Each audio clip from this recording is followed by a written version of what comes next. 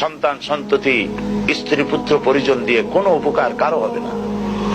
কোন পীর সাহেব কাউকে সুপারিশ করার কোনো সুযোগ নাই। আল্লাহ পাক যাকে পারমিশন দিবেন, যার জন্য দিবেন, তিনি শুধু সুপারিশ করতে পারবে, আর কেউ না।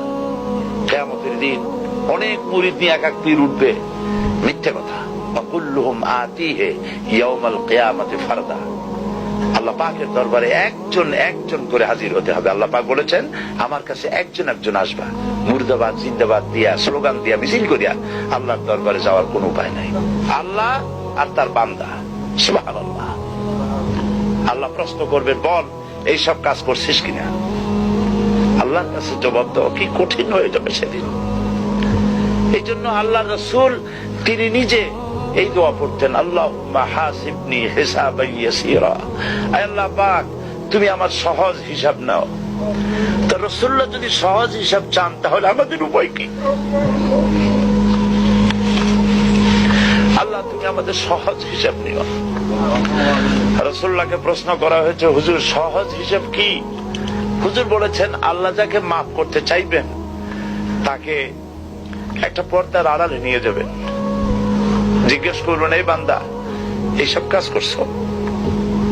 এখন আল্লাহ জিজ্ঞেস করতেছেন, সে তো ভয়তে অস্থির হয়ে যাবে, কেঁদে পাগল হয়ে যাবে, আল্লাহ করে ফেলছি, আমার মাফ করে দাও। আল্লাহ পাক তার জবানের সমস্ত পাপের কথা শুনে সে যখন অনুতপ্ত হয়ে কাঁদতে থাকবে, আল্লাহ বলবেন, যা মাফ করে দিলাম, জান্নাতে চলে যা।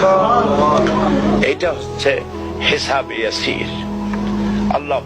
আল্লাহুম্মা হাসিবনি হিসাবান ইয়াসীরা। কাবা শরীফ মানুষ যখন তাওয়াফ করে, এই তাওয়াফের ষষ্ঠ তাওয়াফে একটা দোয়া আছে। এই দোয়া আমি যখনই পড়ি আমি চোখের পানি রাখতে পারি না। ষষ্ঠ চক্কর একটি দোয়া আছে। দোয়াটা হচ্ছে, আল্লাহুম্মা ইন্না আলাইয়া হুকুকান কাসীরান ফীমা বাইনি ওয়া বাইনাক। আয় আমার রব, তোমার সাথে আর আমার সাথে অনেক দেনা পাওনা আছে, আর তোমার বান্দাদের সাথেও আমার অনেক দেনা পাওনা আছে। তা আমি তোমার বান্দাদের কাছে যে বিষয় ঋণী আছি, সেই ঋণ পরিশোধের জন্য তুমি আমাকে যোগ্যতা দাও, পরিশোধের তৌফিক দাও। আর আমার কাছে তোমার দেনা আছে, তো আমার কাছে তোমার যে দেনা আছে সব দেনা তুমি শোধ করে দিয়েছো। আমার চোখ দিয়েছো, মুখ দিয়েছো, কান দিয়েছো, স্বাস্থ্য দিয়েছো, বউ দিয়েছো, বাচ্চা দিয়েছো, টাকা দিয়েছো। আমার কাছে সৃষ্টি করে তোমার যা দেনা ছিল তুমি সব তো শোধ করে দিয়েছো, কিন্তু তোমার দেনা তো আমি কিছুই শোধ করতে পারি। তোমার দেনা আমার শোধ করার একটা পথ আছে মাবুদ, সেই পথটা হলো তুমি আমার মাফ করে দাও।